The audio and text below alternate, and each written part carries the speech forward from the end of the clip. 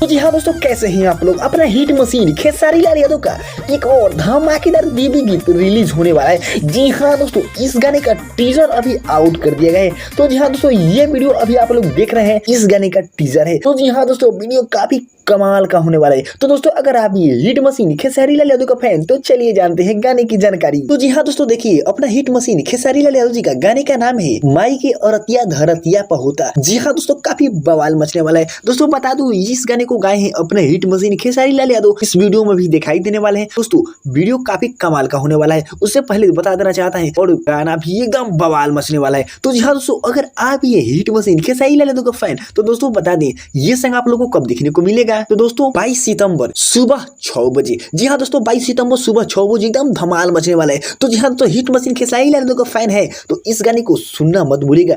काफी कमाल का वीडियो है। तो फिर से मिलेंगे हिट मशीन खेसारी लाल यादव के अपडेट के साथ। सब्सक्राइब करना मत भूलिएगा।